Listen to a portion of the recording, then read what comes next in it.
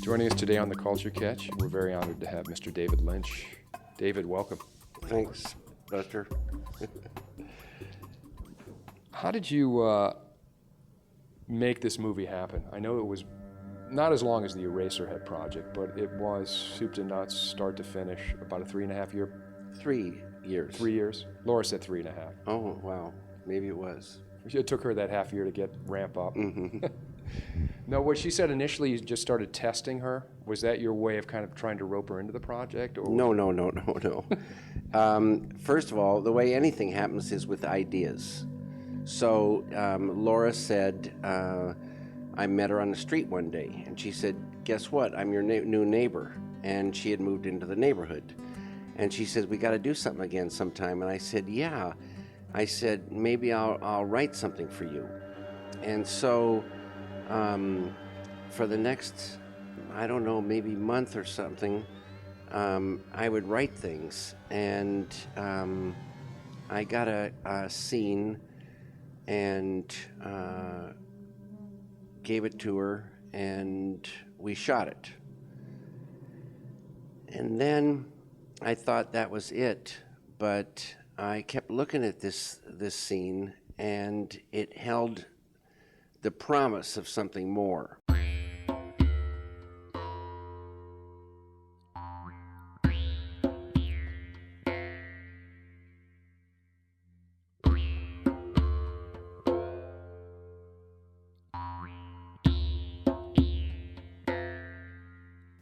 And then when you kind of focus on a thing, they say where the attention is, that becomes lively. So when you focus or you put your attention on something, it kind of conjures up other things, and new ideas come in. And so then the first things there, started other things coming in. And one thing leads to another, and you're kind of rolling. And do you find that, does your TM help in focusing in on it to then expand it outward? Because I practice Taoist meditation, and I know oftentimes to empty the mind, things then start popping into the mind that typically you wouldn't even allow into your subconscious, conscious, or unconscious mind. Well,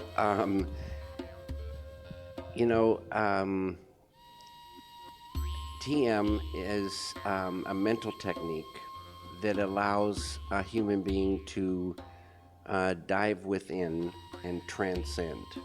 Transcend means to experience modern science's unified field, the Tao, the absolute, pure bliss consciousness, and that experience affects all avenues of life in a positive way. And this helps the artist so much. Happiness in the doing goes more and more and more. Energy goes more and more. Flow of ideas, intuition grows. Beautiful, beautiful stuff. I often felt like you were the metaphysical director in some ways, because you allow the audience, your audience, to each individual in the audience, walk away from your movies with their own perception of and their own subjective view on what that experience might have been, and to try to limit it by saying it's this, you've limited somebody else's. Exactly right. Taking the joy away from them. Because I may walk out of Inland Empire with a completely different take than Richard, sure, our producer, and he could say, well, I felt that this character's motivation was this, and sure, this was the theme. Do you feel that by trying not to define, it helps that individual reach that experience? Absolutely. There's the film, and in my book, nothing should be added, nothing should be subtracted. That's it. And it's a certain way that feels correct for me, hoping it will feel correct to others. And when anything is abstract, you get varying interpretations, and it's the way it is. The more concrete it is, the less they vary. But cinema is this beautiful language that can show abstractions. So I love stories that have got a narrative, they've got a surface, but they've got this areas where are more abstract, and there, anyone's interpretation is valid. It's like I say, the frames of the film are the same number, same sequence, everything the same, but every screening is subtly different because of the viewers. Very good answer. When did at what stage in your career as a filmmaker? Because I know that you were into the arts before you got into film. What was it that drew you to film then, as someone who was an abstract artist? Well, I wasn't always abstract, but I was in a studio one day. I painted a place I lived, but I was, and for some reason, at the Pennsylvania Academy of Fine Arts, in a big room, in my little cubicle. I told this story a bunch of times, sorry, but... That's all right. And I was at about 3:30 in the afternoon. I was painting a picture of a garden at night, mostly black, some little bits of green kind of eking out from this black. Suddenly I hear a wind, and the thing starts moving. And I thought, well, I would like to do moving paintings. And that led to stop motion, the idea of stop motion. Now, you touched on something that I think is very important that I pick up in your movies, and that's sound and the use of sound. And your sound designs are as integral to the experience as the visual, the audio component. Was that something that always was part of your world, the sound? Yes. And the sound designs? And sound and picture moving together in time. It's a beautiful thing. We call that what? Cinema. Cinema. Or the internet in these days. It's all kinds of things. Motion pictures. Yeah. Now, the thing is that sound and picture always is going together, but the possibilities are there for some real beautiful abstractions in that language. Do you ever think of the sound before you think of the picture? Sometimes you get a sound or a piece of music up front. Sometimes ideas come out of music. And when that happens up front, many times I'll play a piece of music while I'm shooting. Nobody else hears it. Maybe the operator of the camera hears it, and I hear it, and the dialogue, coming through with it, as an indication, an aid to make sure the pacing is right and the thing feels correct. The music sort of, when it's flowing with the music, it's right there. The music should marry to the visual and enhance it. And if it's not marrying, music can actually hurt a film. We all know that there's films where the music, it would be better to have no music than the wrong music. It's a feeling, and when it's wrong, you can feel it, and when it's right, you can feel it. Right. And it's like, no matter how much you love that song, it's not working there, and you've got to take it out and find the thing that works. Right, but did that just come to you, that Nina Simone song? Yes. That's fantastic. There seems to be always this wind sound. I don't know if that's the right term. I like a wind. Yeah, is that the correct term? There's sometimes wind, yeah. No, that sound in Eraserhead, it's like a whoosh or a wind. It could there's many sounds in Eraserhead. Yeah. I love, Eraserhead is, it takes place, in my mind, in an industrial neighborhood, and kind of born out of my experience in Philadelphia. And so that whole world conjures up many different sounds, and so each each idea, you get the indications of sounds, real specific sounds, and then abstract sounds approaching music and musicals, and so it's again driven by the idea. Are there any new musical collaborators that you're nurturing right now? No, my friend Dave Jaricki died.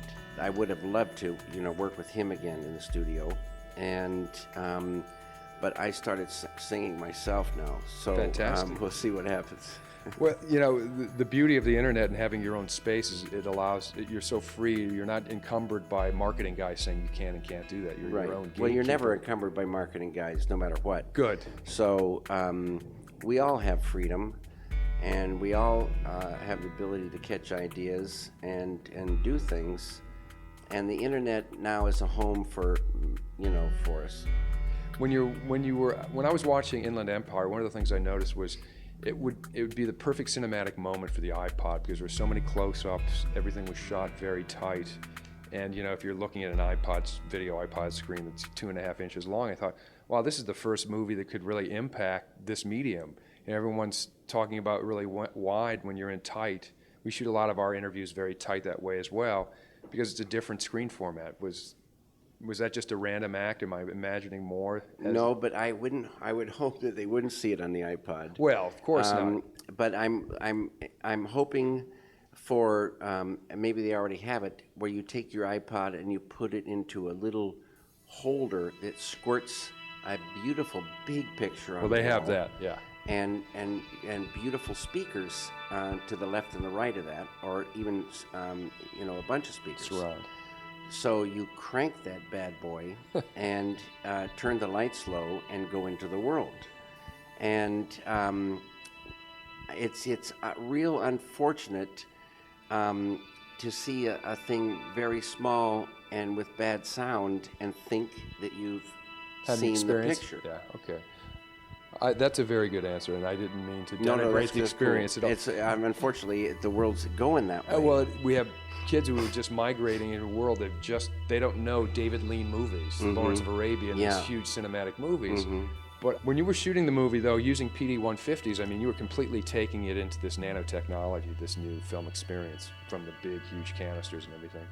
What was that like? Was that liberating for you to an extent? Liberation with a capital L. What was the hardest thing to work in? Was it not having the light that maybe you wanted, or these cameras are No. You can get it just the way you want it, and you just can get it that way easier, quicker. Right. And you see what you got right there. And if you don't like it, you can fix it. In film,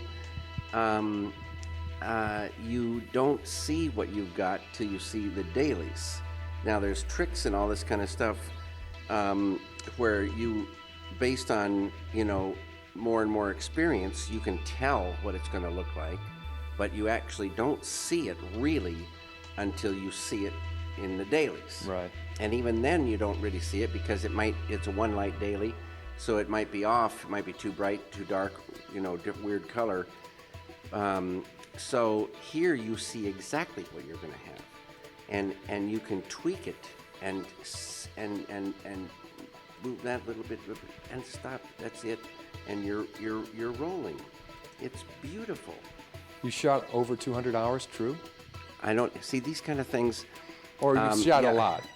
You always shoot a lot, and it's part of the process. Well, maybe not in film. You wouldn't shoot as much as you can with video. Yeah, right? but a lot of people shoot a lot. The reason I shot, there's always 3 cameras going. A lot of times, 2 of them, were, kind of bogus because I'm always in the way.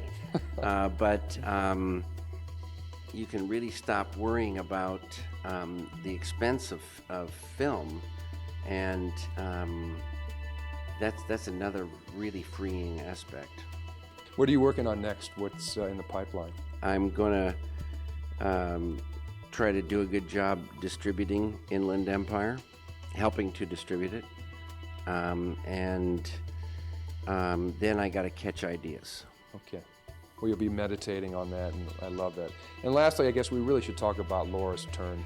I know you're really pushing hard for her to get the Academy nomination, which I think she's very deserving of. It's a breathtaking performance. You pulled quite an interesting, I don't know, stunt or a way to generate some publicity for. Could you mind sharing that with us? All I did is go down to Hollywood and La Brea with 2 signs and a cow. And within an hour or so, there was people coming up, and we were shaking hands and talking, and the word went out. And it's for Laura because she gave a great performance, a really, really great performance. And in our world today, studios have a patina. Big budget, it has a patina. It's a fool's gold in my book, a fool's gold. But it's still working when you throw money at a thing and do it a certain way, a traditional way. I'm just hoping that through all this, the people see, what Laura did, and admit that it's the greatest. Well, I hope they do, and I hope that we can help you in that cause. And Thanks a million. And help you in marketing this really, really thought-provoking, amazing gateway. Bless your heart, Thanks. Buster. All right. Thanks, David. Thanks, Dusty. This is Dusty for the Culture Catch, and we'll see you very soon.